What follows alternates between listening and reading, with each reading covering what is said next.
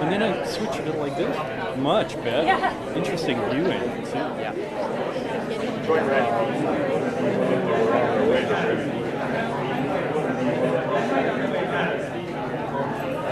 That was some picture of you on that.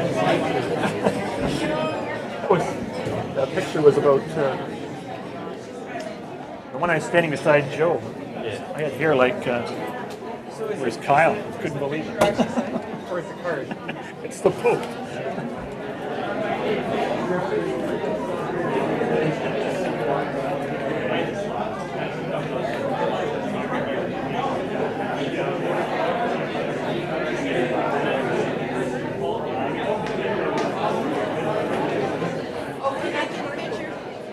42 years between mother and I.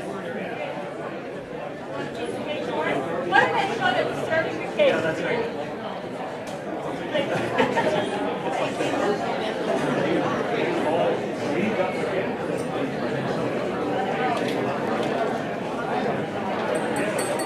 a moment here for a second. We're going to start into the video here shortly, so you can have your tea, coffee, and whatever. I'd like to take an opportunity to thank Angie here for a wonderful preparation of this day, and I think we should give her a round of applause.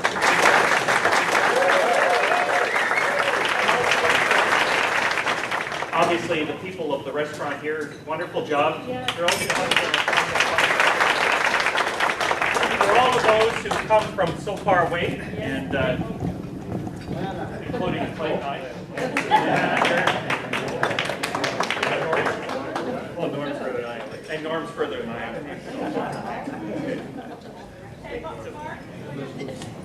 And her first movie. You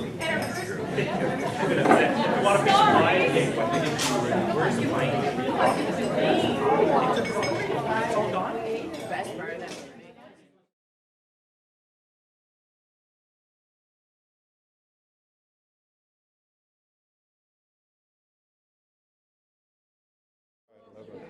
My grandfather's family, there was some that were, a little bit rough. They drank, some of them drank, but my grandfather didn't go that way. He set out to make a living for himself and cleared the land and got it through government grant. And he was a hard-working man, and he set a standard compared to what some of his brothers were. There was a few wild companions, I guess, in the background somewhere. Just a little bit about your mom and dad, and sort of what kind of people were your parents? My dad was really a simple, liver. Like he that's when he was at the happiest, when everything was just about as simple as it could be.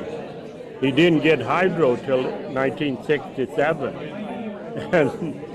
and he liked to walk, and be by himself, and he was a tremendously smart person. He had brains coming out of it. He knew about everything, even nuclear energy. He could draw those reactors. He'd have been a dangerous man if he'd have been educated. He could add 6 figures together all down, just like never use an adding machine. Was your dad a farmer? Yeah, but not a good farmer.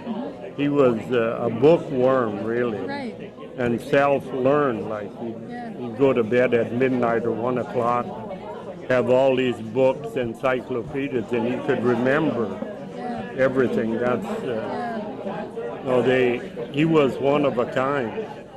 None of the children ever took his place, but he was right. My dad really was a walking encyclopedia. With all that, he said, all you do is store that in your brain, but not everybody could store it.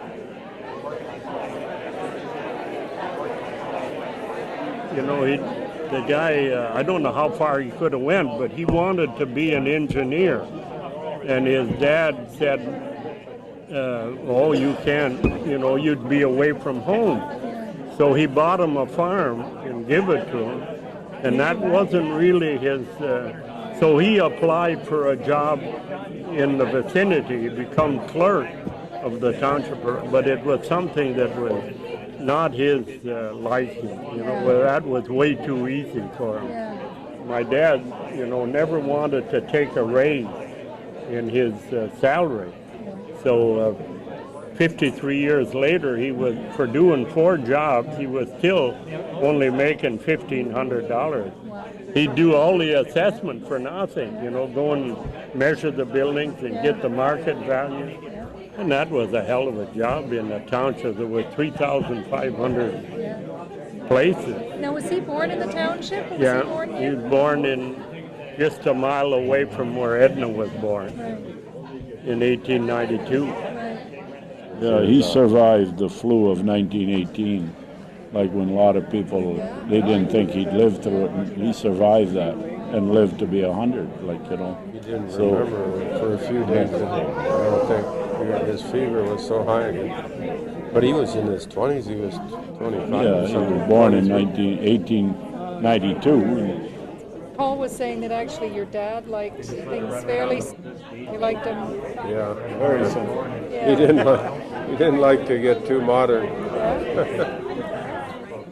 Yeah, Sort of when you look back on that, how do you think about that? Rough territory. Yeah. it made it rough for us in a sense, and mother and stuff. For my mother, because she didn't have the facilities. That's true. She wouldn't have a washing machine, an electric washing machine. No, we used to have the hand washing machine. Yeah.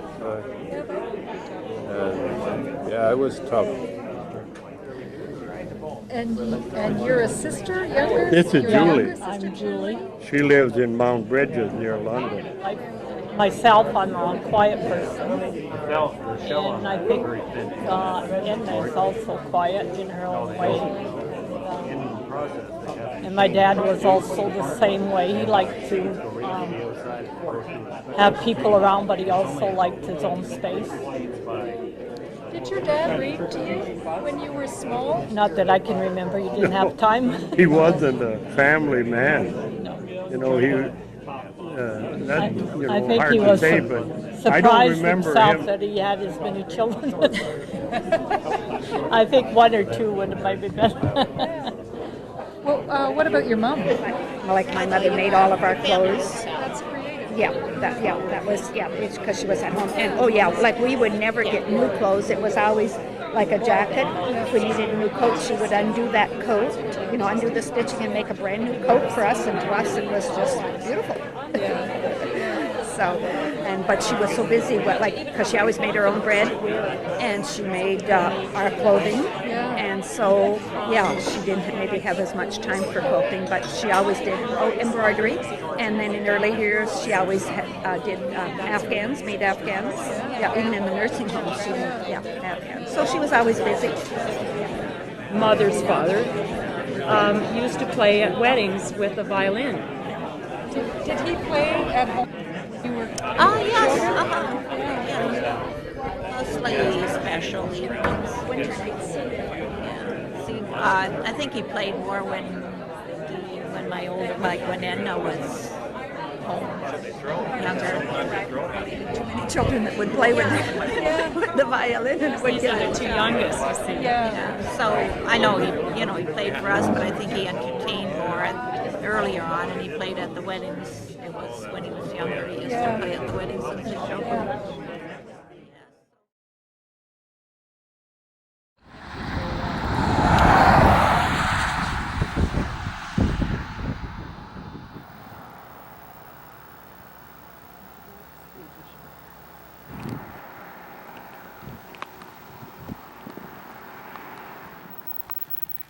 I know you don't have any, or maybe still even, you could take it off and put it wherever you want.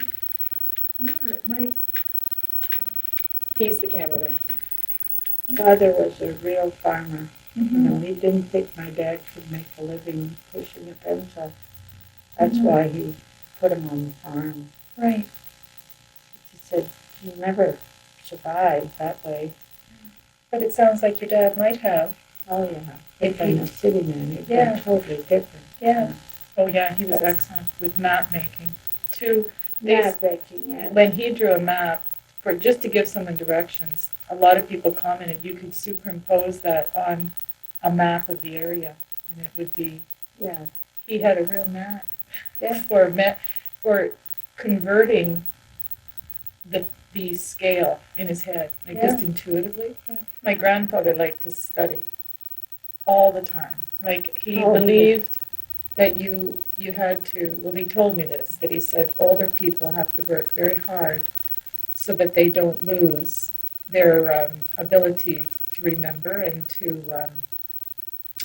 just keep their minds alive. And he used to do long addition every day. That he'd have all these things. He'd be in there, and I thought, why are you doing that? Like we had to do that. I'd never do that. He said, oh, but it's good for you, you know. So he'd do it. He'd spend. It was like his exercises. He'd go into that front room and he'd do all these little things. And he was writing. He always said to me, if you want to write a book, start early. I started way too late.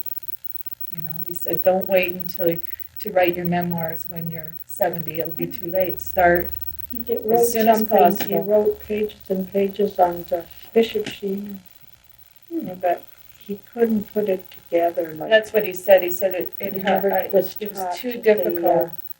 But, you know, he used it as an exercise. Yeah. Every day he'd write. Every day he'd do some math. And he never lost his cognitive abilities.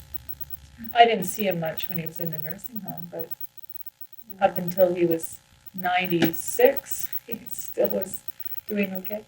And he also was musical, or was it your dad? He could play by ear. Mm-hmm. He plays violin, and I like to sing once in a while. And so when you were young, he did sing then? Yeah. Do you remember your grandfather playing? No, he didn't play by that point. If he did play, he'd start after supper and play right till 2 o'clock in the morning. Once he got going with the fiddle, he'd play all night. I think I asked him. Yeah. But he didn't. I think he was a very proud person. If he wasn't up to skill, he wouldn't fiddle around.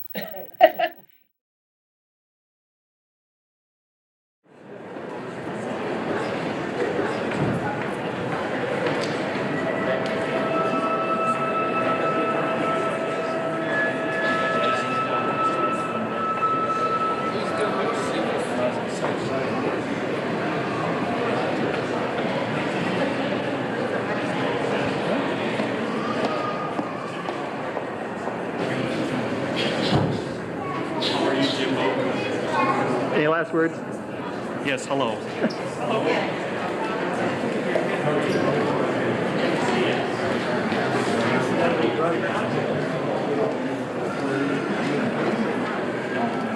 How are you?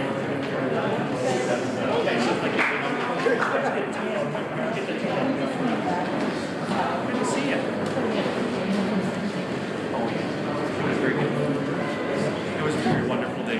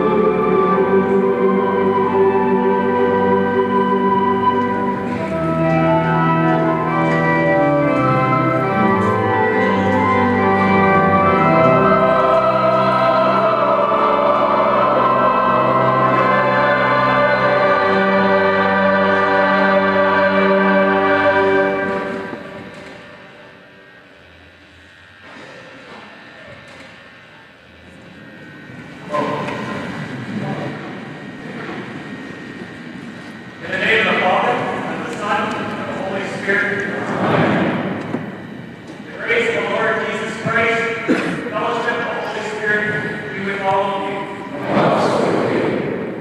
Welcome, everyone. And on this very special occasion, my first Mass. And today I'd like to remember especially in our prayers for the church, family members that God has with us here today.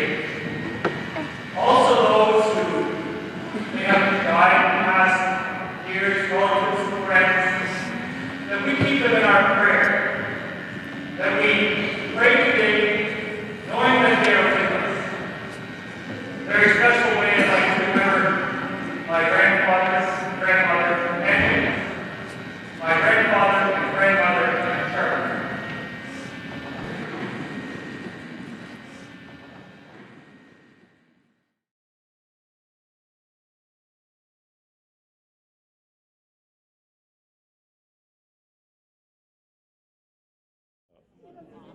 Oh, I think him and my dad were too much alike. Like, you know, they had the same personality or something, and they didn't get along. They argued a lot, like, you know. So Bob, he went on his own, and he went into the trucking business, and he trucked for about 3 or 4 years, and then finally he joined the Army. You know, he could have had a farm deferment from going to the war. And he joined the Army in 1943. In 1944, he landed at Dieppe, France, near Dieppe, about 4 days after the invasion started, you know, from England to France. And he went all the way to Germany, and they took him out of service about 4 days before the end of the war. And his feet had, you know, from keeping his shoes on for so long, he had feet. And he stayed in the hospital in England for about a year, being, you know, getting over this, whatever he had wrong with his feet. And then he met a girl from England, and then he come back home. And in 1947, she came over, and they got married in Windsor. And he lived in Windsor and became a computer whiz, I called him. Yeah. Then he moved to Detroit and went with General Motors, and he worked there for the rest of his career, was with General Motors.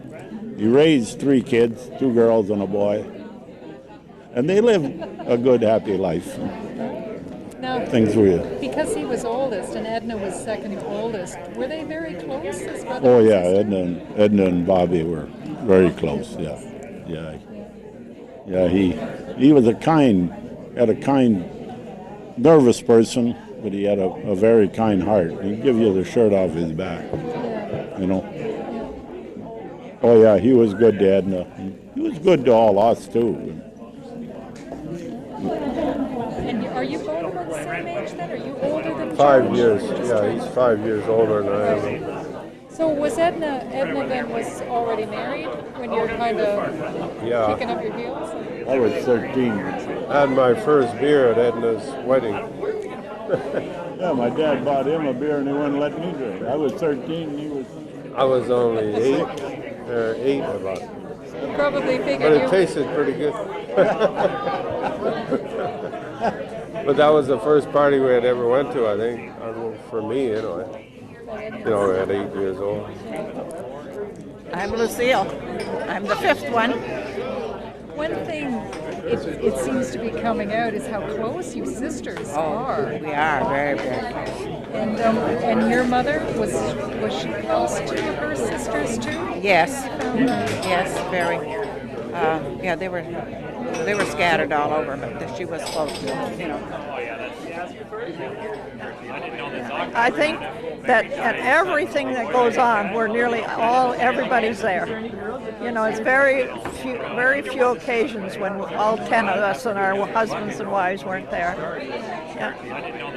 Family reunions and weddings and all those things. Yeah. it was a fun way to grow up, even if it was, you know, a little not like today's standards. Qualities of the Trepanier family then? What would you say were particular about your family? Well, we were never over emotional. You know, we're stable. We never cried hardly, you know, about things like when I grew up, I'd be amazed at how easily people cried, and I wondered why are they crying so easily? But we were just brought up, you know, to take it and put up with it, and we didn't have hydro or running water, or, you know, we'd all have to run out to the outhouse in the winter in the cold. Yeah, run. When we'd come home from school, we'd do a little bit of quilting. It was set up and left. So anyone could pick it up. Yeah. It was a good way to listen to your older sisters and hear all the gossip and learn a lot. Yeah. And we had sister reunions. That's right. Oh, yes. We went to Shirley's in June, and then we went to Helen's in September. The 6 of us were together again. So how many times a year do you get together? Well, we try for one time, but like anytime we could. We'll do it anytime. It's big from a family of 10. You know that. Well, there was 11 children. Jane passed away, and she was in the picture between Mother and Paul in the picture. That little baby was Jane. She was a year old when she died of spina bifida. We do see the brothers quite often, too. Yeah, we don't live with them out. We were at a 25th and a 50th and a wedding this summer, so, you know.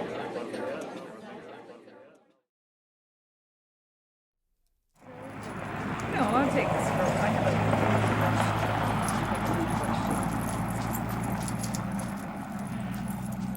It's a little warmer, you're right, the wind is down. Oh, maybe. You'll have to open it a bit so that- No, you see your sisters quite a bit. And it sounded, when we were talking to your sisters, that Trepanier female community is very strong. Yeah. Would you say that's? Yes, I think so. They could survive by themselves, really. You know, my aunt and my grandmother were just women in the house for a while. Mm-hmm. Eva was very studious. My sister, youngest sister, and she was 3 years younger than I am. And she would be a scholar, and then that's like athletic things, jumping and running, and that kept her busy studying. So we didn't do things together. Well, when we started out, we went each our way. Eva went in to be a nurse, and I went to care of my grandmother. And Lucille, she went to keep house for people in Windsor. She was the hired girl. And then I left home to work for my grandmother. She had a stroke. Right. And she was in bed for 8 years, and out of 3 years I took care of her steady. Wow. But I worked for her on weekends when she was better, even before the stroke. Yeah. I would go and work some dust and clean. Now, which grandmother was this? Rian. Grandmother Rian, your mother's mother. Yes. So we were kind of doing our own thing, raising our own families. And so then, now we have time to enjoy each other and not up on. Yeah. But you had large families, each of you. Well, yeah. Had very large 6 families. and- Yeah. So you were very busy for many years Oh, before you yes. could get around to yourselves.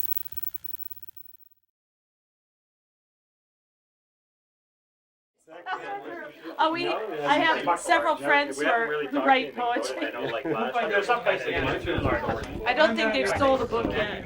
Yeah, you gotta get in there. Oh, yeah, that's for sure. Bernard's very dark. But at a time he was quite long. Every time it has been a preacher or Of course, that's when they were young. yeah, we've got Bob. Like with Brock. I'm in the Montessori program, and we have to teach children how to sit, and how to be quiet, and how to put their hands in their lap and not hurt their friend. And you can control yourself. And I never told the kids that there was a bathroom in church. Oh boy, I just found out. I said, and I said, oh, don't they have a bathroom in church? Why would they have a Yeah, it's a bathroom? church. Seems like hell. Why in the hell is it called a church? Why would you want to go there if you get to the bathroom? What do these other people do? Are they getting that from the other kids at school? Did you enjoy that building? Or was it just You went home and did this? Just before we came here, we printed them You out. have to have a photo paper? Yep. Okay. Just put it aside. Okay. We have the original. You probably need this as scan. This is a photocopy, actually. Oh, it is. It's not the original. Oh, no. The original is small. It's on the back wall in here.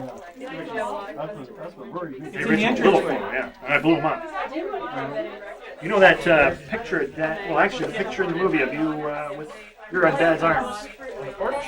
Yeah. I can't find the negatives. That's why I can't get this one again. It was a good picture, black and white, and I can't find it, so. That was a black and white, no? No, the one with, there's a good one of Dad on the front porch with Shirley. Really nice, real dark black pictures. Good quality. We're gonna head out, Mom. Were you playing?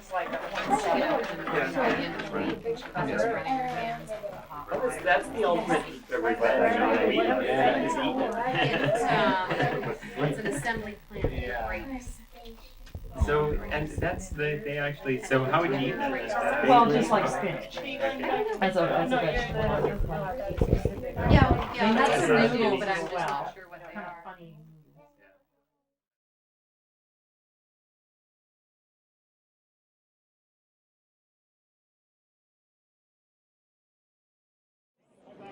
Oh, as far as Edna was there, she was really a compassionate person with, no endless patience. For instance, I started school in 1932, and that winter was really cold. So I thought I was all enthused when I started, but about December there, I was dragging my feet on the road, and she'd be pulling me, and she'd never say anything, never get upset. Just come on. Yeah, she wasn't a complainer. No, and some would be kind of frustrated, but not her. They took that in everyday life. Yeah. My grandmother was a little more fiery than Edna. I have never seen Edna cry, never in my life. Never get. That's amazing. With never 13 get excited. Can you imagine with 13 kids? Yeah. Wow. Always that smile. Yeah. No, she was no doubt a special person. And when we the first date that I had with my wife, we went over to Edna, and of course she treated you, like she hadn't seen you for a couple years. She took care of my grandmother that had a stroke for 7 years, from 1940 till she got married. And that was a day and night work. She was in bed, and she'd get $5 a week for 24-hour service. And she was just the type of person that could, deal with a bedridden patient like that. Do you think she might have been a nurse, or was that? Oh yeah, she could have. That kind of compassion is as good as medicine. When you're compassionate to the person you're dealing with. You can, you know, people don't imagine what it's like to feed 13 children. I could tell you, you know, that you had to prepare so much food, but that's not the way it is. Oh, it was just tremendous. 2 roasts on the stove and potatoes piled up. And cabbage. They grew their cabbage. It was really good. She'd be dicing cabbage and never complained, that was an everyday. They should have taken a picture of the clothesline. There used to be about 100 socks on that clothesline. They must have hung there 24 hours a day because I've seen them every time I'd go. But they're all, you know, they're all well established and nice family. It all turned out good. She should be blessed for what she did. Well, Edna, she worked hard, you know. As a young girl, she worked hard. She took care of her grandmother.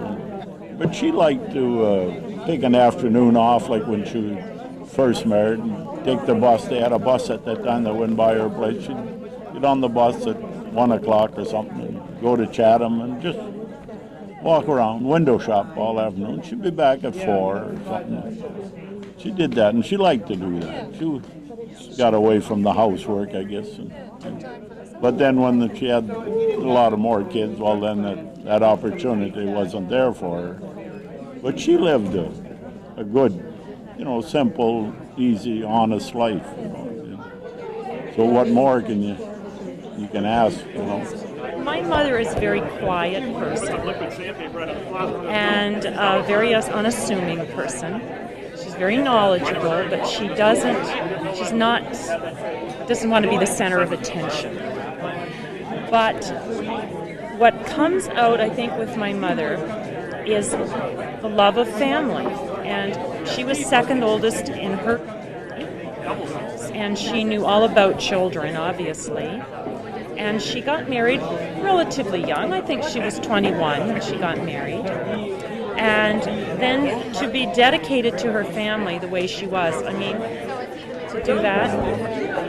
And she was a very faithful person, a very religious person. And that's her partner, my dad, was very religious as well. And that's what I think of my mom. She prays a lot, and she wants her children to pray and be faithful, and she enjoys going to church a lot and being in a church environment. So she was really, really thrilled when her youngest son became a priest. She was just beaming that day that he was ordained. It was a lovely day, beautiful day. She used to make the most magnificent Halloween costumes that I've ever seen. From crepe paper or scraps of fabric. She had a very vivid imagination, and she did a very good job. The suit that she wore to her wedding, she made that suit. So she's a great seamstress, and she's a perfectionist. So I did that one year. She did all her clothes when she was young. Exactly. Forgot about that. And now she's into quilting. That's how she gets her social being, like being out of the house. She enjoys being with other people all the time. Edna was my idol. I looked up to her all the time for everything I needed. She was always there. And as children, we spent a lot of time playing nurse. I'd be the patient, she'd be the nurse. Yes, we had a wonderful, wonderful, wonderful life. Yeah, and I guess she was always entertaining.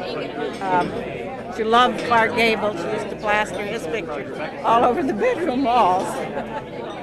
That was her idol. I say we visit her as many times, you know, we live in Grand Rapids, Michigan, so we try to get together as often as possible, which with this summer was very great. We had lots of visits.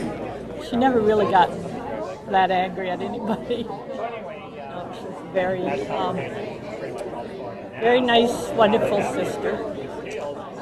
And I remember spending this every summer. We would go and stay a week or so with her and Ed, and they always entertained us, brought us to Charing Cross for ice cream and to Erio to the beach. And, so I've got a lot of good memories of her. She's 3 years younger than Edna. Yeah, and we grew up together, and she was my best friend. Yeah.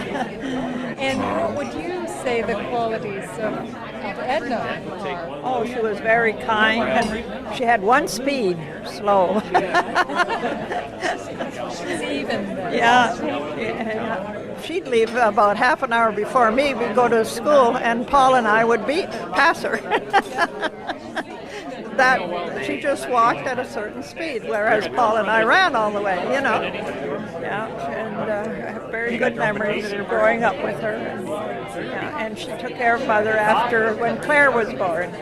I'm the second youngest of the family, and I always looked up to Edna as my older sister. I was the one that she had on her knee in the picture. Yes. So I'm 64, she's 81, so she was 16 when I was born. So I was raised by the older sisters and brothers, and so I always looked up to them. And I always think, oh, if I can only do what Edna is doing at 80, I'll be really.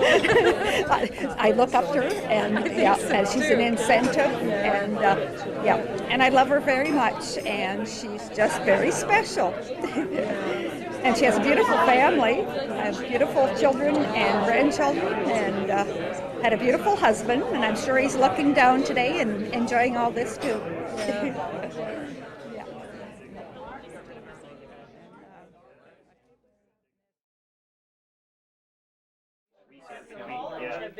You never got the impression, though, that she was juggling 3 things at one time. You know how somebody will slam things and make sure you know that they're really working. It was never like that. She just paid potatoes at the same rate. She never rushed it, you know, but she knew when to start that big job. And artists kind of blow it for themselves. I'd cook 2 roasts a day, right? 2 10-pound roasts a day. I don't know about 10 pounds, but they were 2. Wow, I can never. Big meals was put in 4 pounds. 2 big meals of meat a day. 10 pounds. And then for breakfast you had full breakfast, like eggs, oatmeal and toast and eggs and probably bacon if you wanted it. But you cooked your own breakfast, you cooked your own supper. Like we'd come home at 4:30 and eat and go upstairs and do our homework. So we did our own things. We were like individual. You had to make your own lunch for school too. Yeah, took care of those boys. And then Bernard and Morris. That's why you're so cute. Because your mom took care of you. And I remember they'd sit beside Mom and rub her arms. Mom. It was the warmest place in the house. It was the body heat. I just snuggled right in. You take care of those boys real good. She really took care of them. She was a good mom. I used to say, I wish I could be a mom like that. And Edna, I know you do quilting, and you've done sewing and textile. I did patching a lot. I was particular about my patching. I have to rip the side seams and get a patch that matched, and I patch it from there to there. And the people at the school, the parents at the school would say, how do you do that? How do you patch like that? And you know how kids use satchels, like shoulder bags and so on? We used to have several bicycles because we'd ride our bicycles to school. And the smallest one is the one that we would learn to ride a bike on, and it had the smallest carrier. It was only about this big, and it was crashed because when you're trying to ride a bicycle, of course you're crashing the bike and so on. And I remember complaining to, I wanted my sister Rita to carry my books home in grade 1. I didn't carry them, and she said, no, I won't carry them, and I was upset. And I think I said something to you, Mom, and so Mom made me a denim satchel, across the shoulder that I ride my bike with this thing across my body, and you know, people are making thousands of dollars on those now. But I don't know if you just saw something like that. That's the kind of bag I had to come home from school. So I thought that was quite clever, and you know, we would ride. It would start raining if we were riding our bikes or something, and it wasn't waterproof, but it protected the books. And I think more kids ended up with similar things, you know. Eventually. It was from the old schools that come from. Yeah.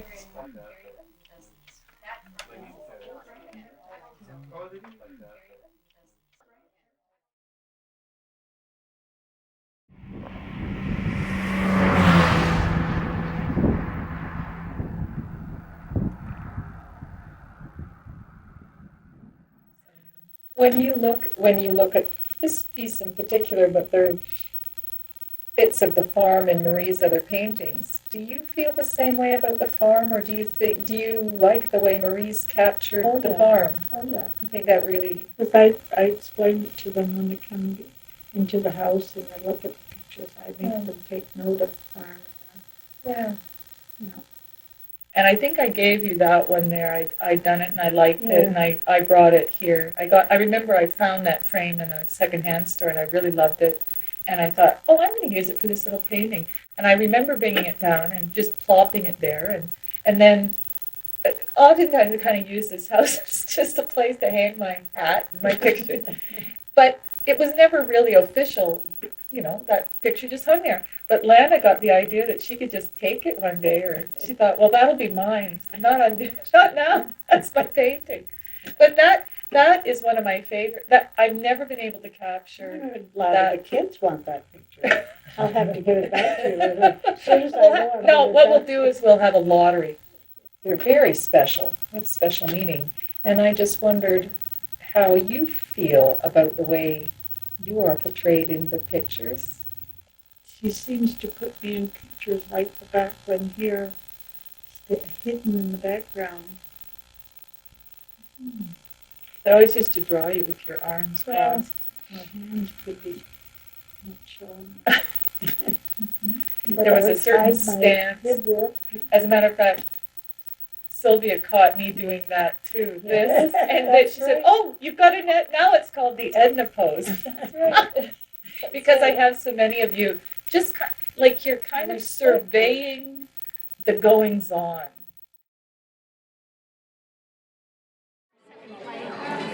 Say happy birthday.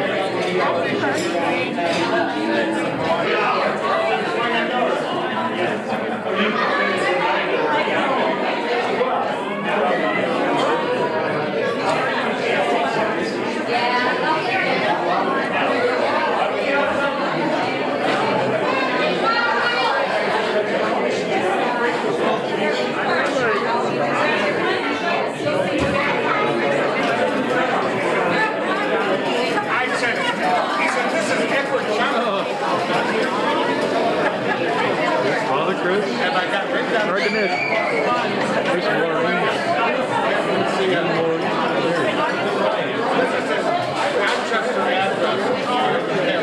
Let's see one piece. Was this thing done with a microphone? Is that what this is?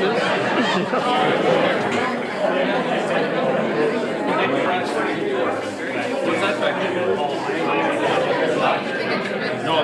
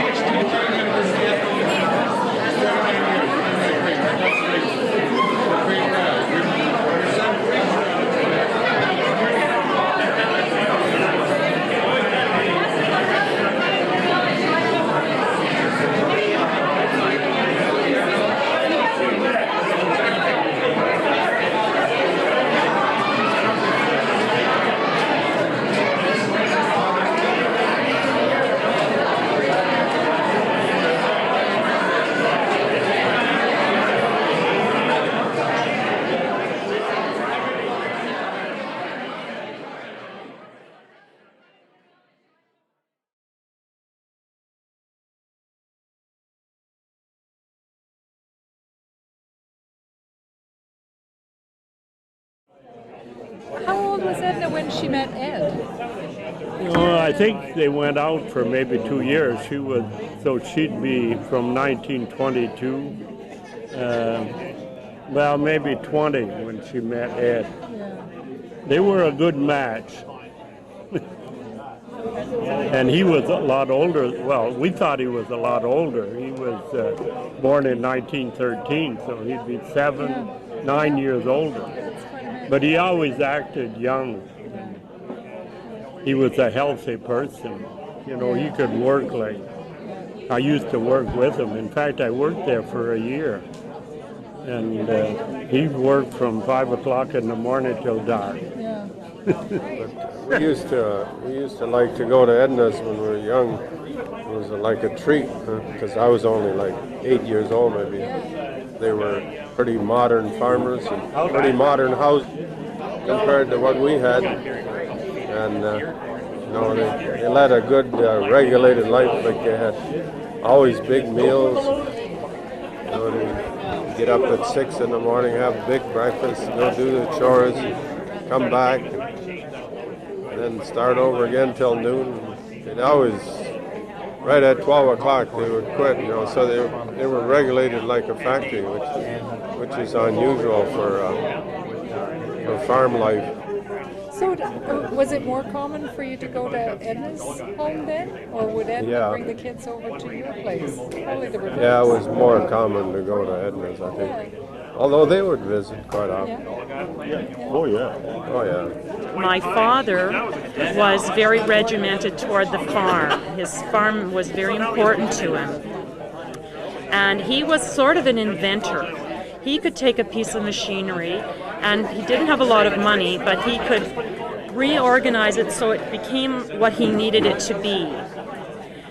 So I felt he was very inventive that way, and he was very good with his hands. Very dedicated person. Together, they were very dedicated to their family. It's just amazing to be that. They're like, you never think of it, but they only spent maybe 2 nights out of their own house, and they were on a trip when they'd spent it, when they were raising us. They were there all the time, and eating at the same table every day, so.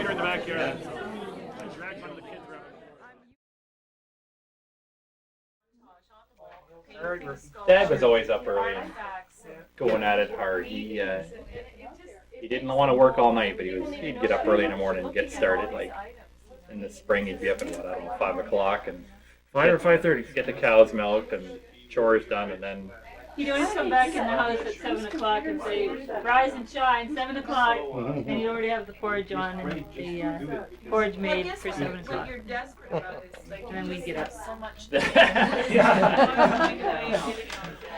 The girls have to milk the cows, don't they? I didn't understand that I rule. tried. And there were times where we had a situation that if a dog sees bicycles, of course it chases bicycles and it's right at your ankle sort of thing. So we said to Dad, "We have a problem, Dad, we're in school. This one dog in particular seems to come out and bother us." And he said, well, we were sitting at the dining table, so he took his fork and spoons and knife and he lined them up and he said, "Okay, well, make an arrowhead with your bicycles. Have one in the front and at the side, and if the dog tries to go for the one in front, you're going to run over him," basically. So I think we tried it and it worked. Yeah. He was a systems man. Yeah. Just like Charge the him. duck. Yeah. It's like the geese flying in the beach. Yeah. Charge him. We like will a, get you. He a was pack. innovative. Yeah, he was a systems. He always had a better way of doing it. If he saw you doing something, he often would come and say, we'll do it this way and this way and this way. And if you looked like you were kind of objecting to changing your method, he would say, "Well, do it your way." So then you'd be standing there thinking, "Oh, should I do it his way, or should I just continue what I'm doing?" But he often had a system to doing things more efficiently. Definitely.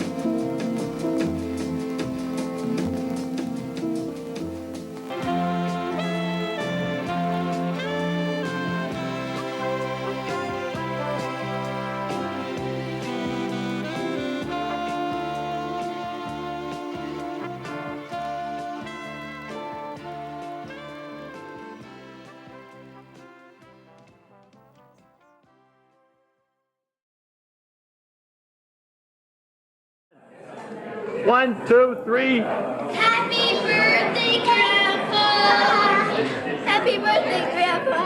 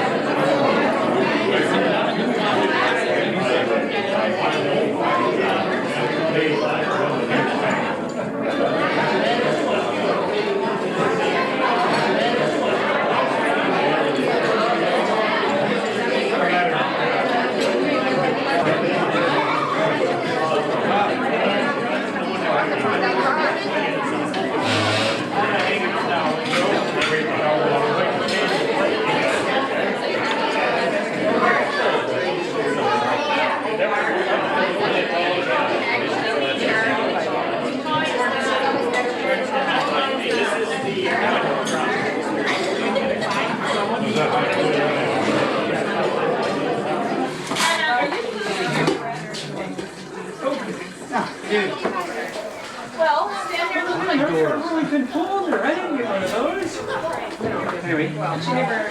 So I wait too, because we dropped off a girlfriend of mine. Oh, you're both Georges.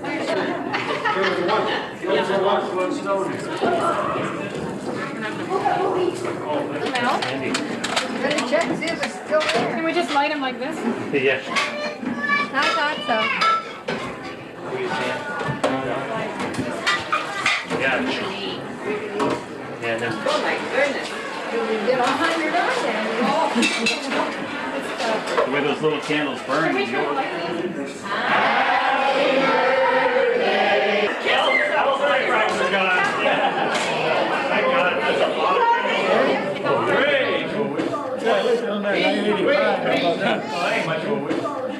I didn't bring my camera.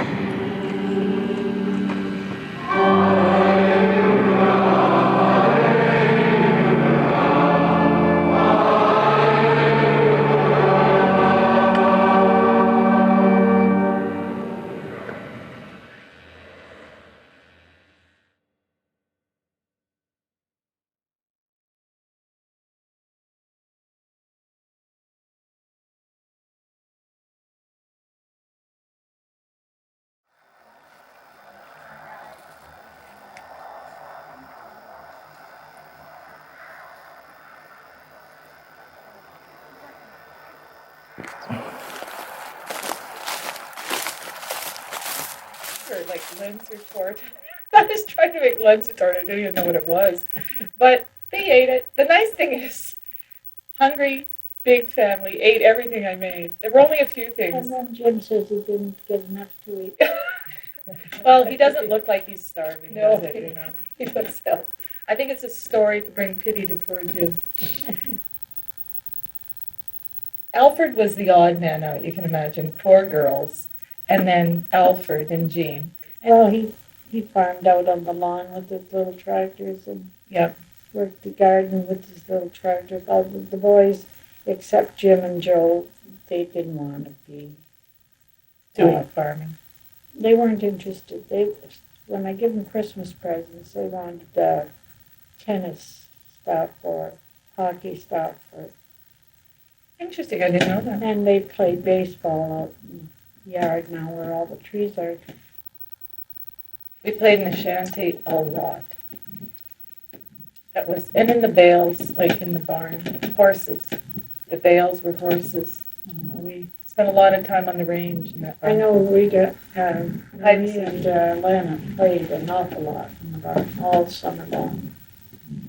Gary and Diane would come down. But we'd play hide and seek. That was the best in the barn. I mean, major hide and seek. You could go on for years not finding anybody in the barn.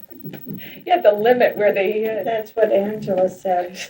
It was like the spread of the barns. There was no end to it, and we used to go up into the mow and do somersaults into the hay. That was fantastic.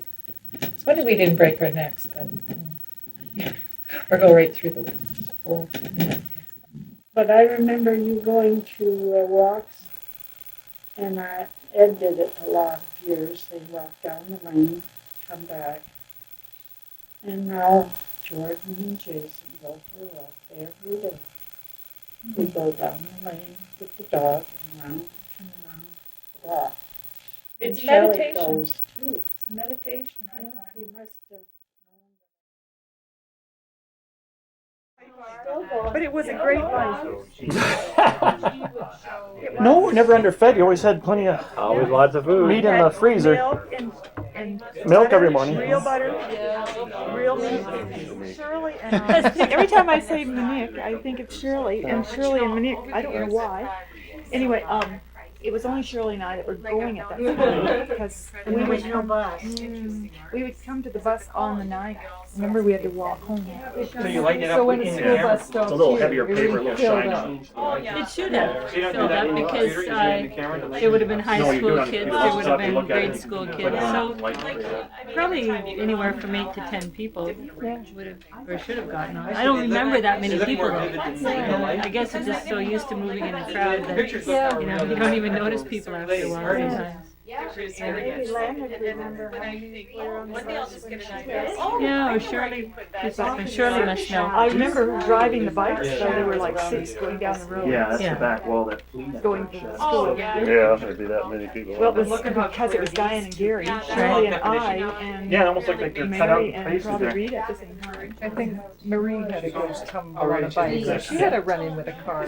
Yeah, I was not when she was learning. It was I think when she was in college or something. I used to ride my bike all the time as my transportation, and so we were going to head into town one day, and I was going ahead, and I always travel in lane of traffic. You know, that's the rule of the road. Right? A bicycle is supposed to travel in traffic. And she had gotten on the other side of the road, and I said, "No, Marie, come this side." And I don't think she looked thoroughly, and a car came up and clipped the bike from under her. She went rolling, and no damage. So she was very fortunate. It's just the traffic is traveling very fast on this road. So Most of the boys got in accidents. They got accidents. Walter Joe. and Al and Joe got Norman. an accident. Yeah. Remember the time that Walter said he was riding his bicycle to school and he said he had his dad put air in his tires? do you remember this story, Walter? Keep going. And Go back. the Moses girl says, "Don't you pump your own tires up?" I pumped my own, but she got halfway to school and the tire went flat. That bicycle just, there was a big boom, and the bike just jumped off the ground because her tube must have blown or something like that. But I don't know why. They always used to give us a bad time, the neighbor kids. We lived the farthest away from this direction. Right. Like we're probably about 2.5 miles or 3 miles from the school. 3 miles. So we'd ride our bikes, and there'd be 4 or 5 or 6 of us. And so we'd pass their place, and they might come out of their driveway at the same time as we passed. You know, we were just faster. And so they were trying to figure out, you know, do you pump your tires every day? Do you grease the chain every day? What do you do that could make you ride a bike so fast? I worked hard on that. Used to call it Speedos when we Speedos, we yelled at us when we were Yeah, way out of it. Speedos! How much practice would you have on the bicycle when you started school? Well, it was quite a clever thing that Len and Shirley did. I happened to borrow a cushion someplace from around here. No, a big cushion. A big cushion. See, Len and Shirley, you should show this story of how you taught us to ride bikes and how you taught us to. I guess I'm the only one that remembers this. But anyway, we had an old sofa. We had an old sofa with big cushions like that, and it had been thrown out, of course. And along when they grade the gravel roads, the dirt roads, you end up with a pile of gravel that when you want to ride your bike, when you're doing single file along the road, you have to cross over through this gravel. And, you know, on a little bike, the gravel can really make you it's hard to cross over. So they had this innovative idea. This is probably Dad's ingenuity that they inherited. They took sofa cushions like that and put them on the ground and said, okay, change lanes now. So you had to ride over this cushion to practice, you know, going through this gravel. And I thought that was really clever. Yeah, it worked. So that when I hit that gravel, I knew just hold on. You can't do that with cars. No, you can't do that with cars. And I said to the driving instructor, what do you mean? Where's the cushion? Looking for you? Yeah. You know, families have different dynamics. And if you were going to describe what was the energy behind the Charbonneau family, what would that be? Mostly humor. Salt and water. Having to work together all the time.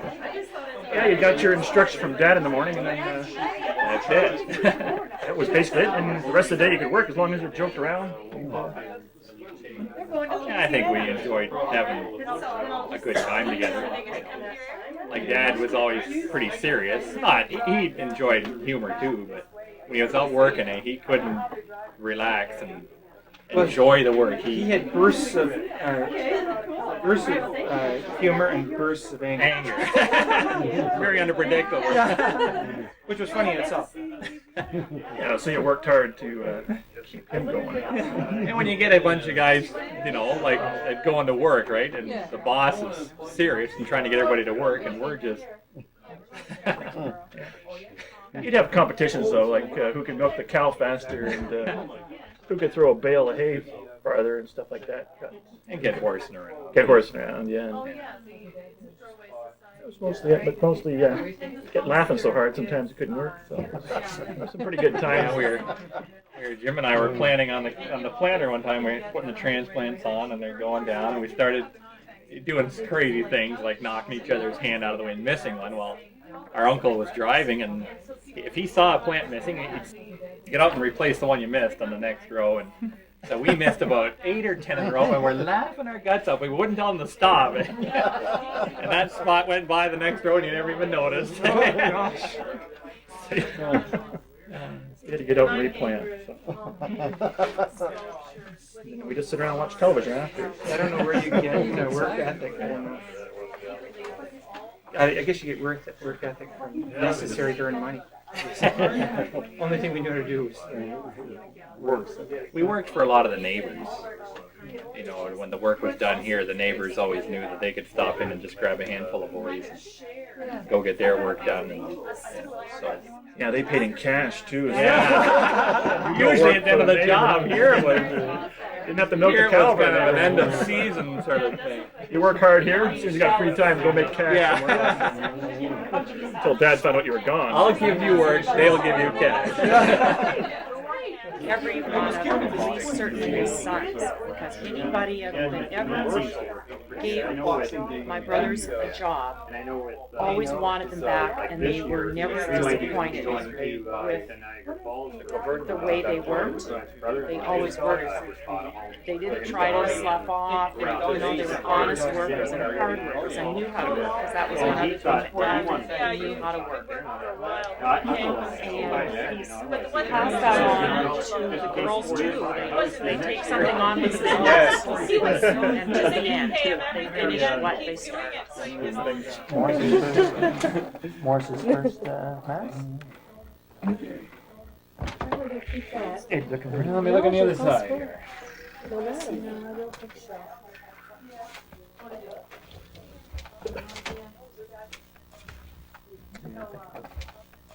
Morris's first mass. Oh, that's part of my thing. It is sort of interesting when Lana was talking. It sounds like, sort of as a family, you all worked together, but at the same time, Different people would be, yeah, but you sort of did everything. If you're going to make your own lunches or made your dinners, so you kind of act individually and collectively all at the same time. It was a Like an anthill. You can't Well, it's fit 15 people in the kitchen at once. No, I mean, because I came from a family of three, so it was, you know, it was fairly controlled those times, and so I wouldn't know how to orchestrate that. I mean, it's incredible. You just all happen to come home at different times, like from school. Well, I don't recall it the way she does, but then again, you know, Yeah. I grew up 20 years later, and Yeah. well, everybody had to make their lunch in the morning. So I don't know how we did that. Everybody lined up for the toaster to make their own breakfast. I remember that. Then they'd make your own lunch for school. Yeah. It's I made mine at night. radioactive bunny. Looks like he's electric. Can you slot them in there? I couldn't even think of asking Ryan to And make you're all some lunch at friends. once. The other thing is, it's such a large family, you're still friends. I mean, obviously you get together and you're family.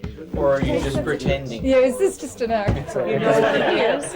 Well, I've never seen There's a big so rift many in the people to family. talk to that you never get to get into a deep conversation, so you leave it light, so you never get into an well, argument. we're friendly, but I wouldn't say that we're close. No, we're we not don't, no. We're not a tight knit family. I don't think. No. But we pretty much get along. Yeah. Don't you? I've You never get seen along? never seen a rift in the family like you had. Well, you ever have a big argument with anybody for that long? I mean, you used to have fights at the supper table, but after that, you'd go play together. So. Yeah. Well, that's So we had to answer that's to Mom family. at the end of it all. Yeah, with the fly swatter. Yeah. You couldn't speak loud enough that Dad could hear. Dad had hard of hearing for many years. That's what he meant, that he would just Because if you lost, keep your conversation really low. if you got, Mom got mad at you, took your wool blanket away from you. Boy, that's a cold. She'll whack you with the wood spoon. That's your hand. Just the 15. That's Ryan's hand. 96, you'd be. Oh, it's really nice. You'd be 2 years old. That was a big hand for 2 years old. Still dying. Got tired of doing the hair there, ain't no Needed that. She Don't blame me. She had the other. You know what it other was? It drawings was to the do shine. At the supper table. Who did that? You or Marie? The white sports I coat. I did it when I was little. Maybe me.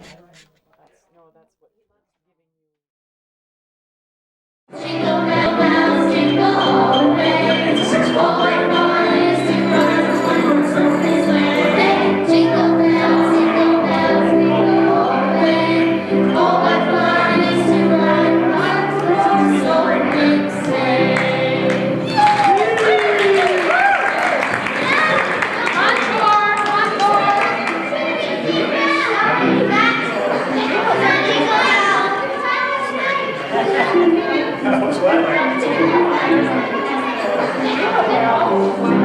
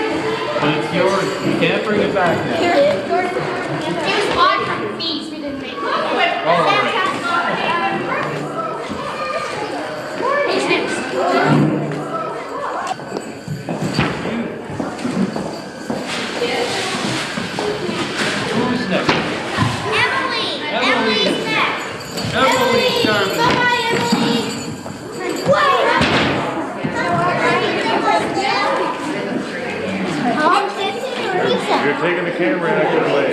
It's the same girl. What is that? No, this is. What is it? I know what that is.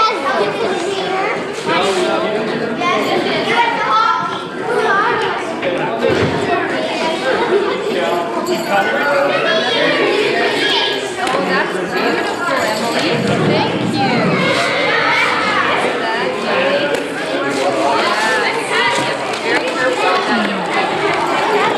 Can't play with those. Let her on her dresser so she can look at Those are hot items that get stolen. Oh, they're in corners. Go to Army Burns. There you go. There you go. They're in corners. Still back it up.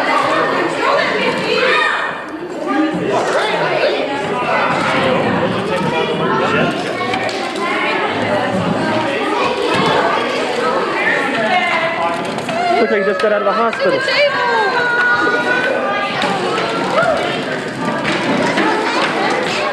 Looks like you're enjoying yourself.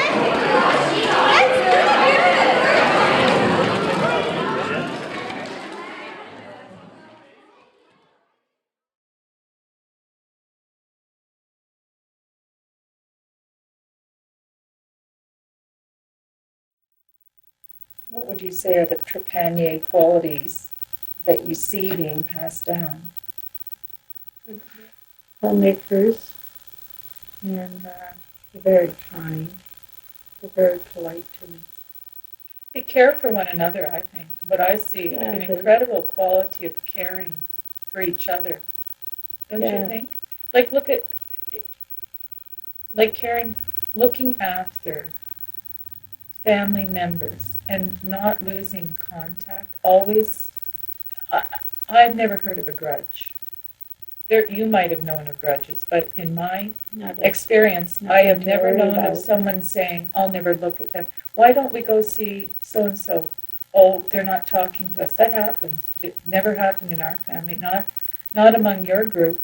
No. I have never ever heard of one person being snubbed or someone going away and not talking to others. Everyone has always kept good ties, friendliness, caring. It's not when they always are very, very good to one another. And that is consistent. That's what I would caring, want to keep going. Yep. A sense of family. Yeah. But I think those sort of things build community within a family and keep it up. It's Yeah. who you belong to. And that belonging is so very strong in our family. Yes. Do you see that in your Oh, yeah. family? Yeah. In my brothers and Yeah. sisters and in my own family. I get one last question. I was just wondering how you felt when Marie went off to art college. I wasn't worried. I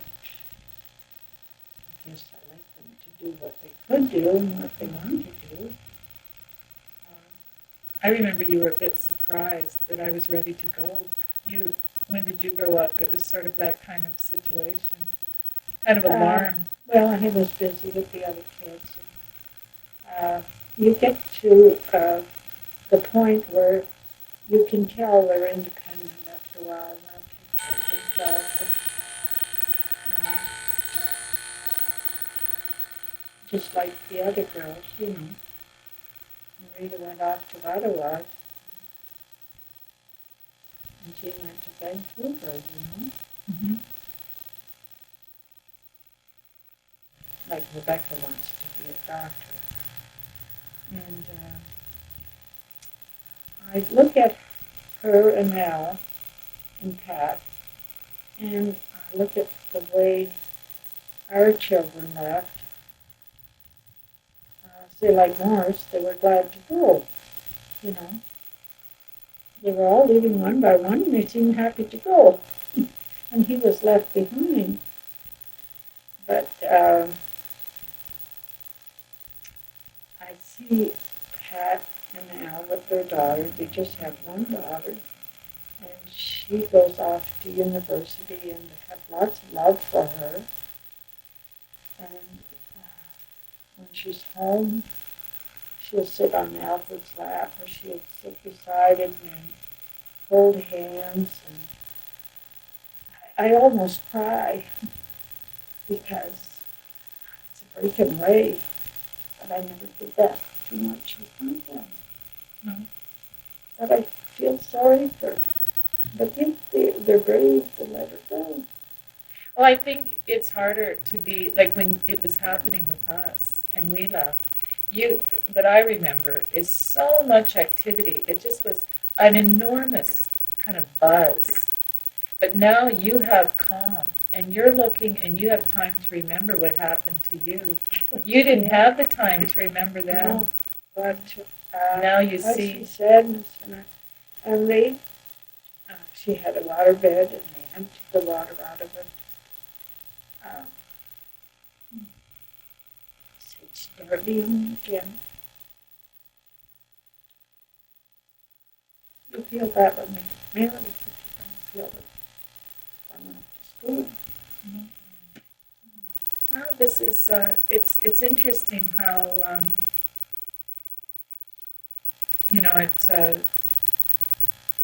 I remember when Lana left, you were upset. I remember when Lana was getting married, you were upset.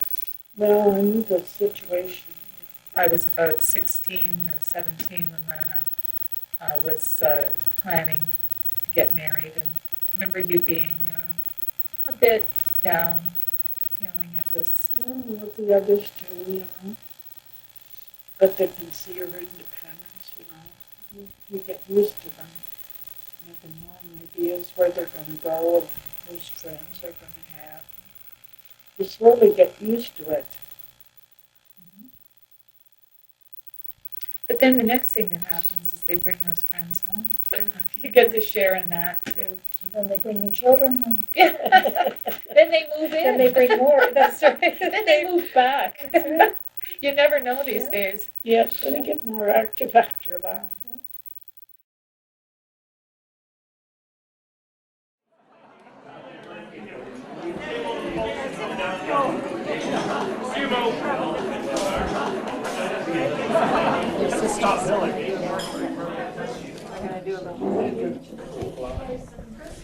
Go ahead.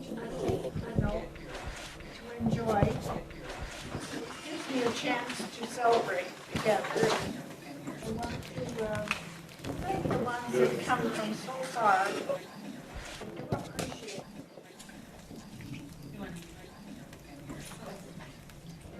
And I was glad to share my birthday with Melanie.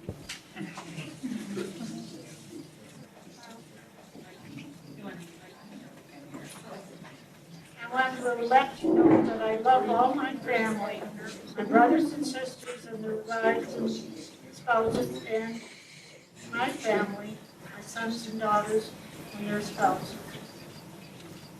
Thank you very much.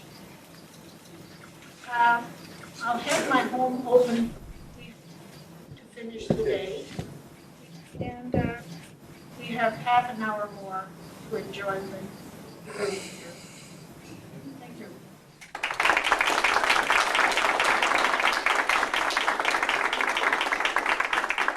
Thanks very much for all the gifts.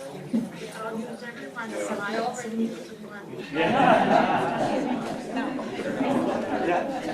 I want to just let you know that Mom has blessed us with this wonderful party this afternoon and given you each an amaryllis. And I just want to thank you, Mom, for being so generous and being such a giver that you are.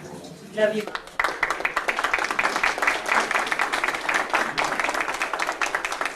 I'd like to thank my sister Jean for getting this all organized for us today. Thank you very much, Jean.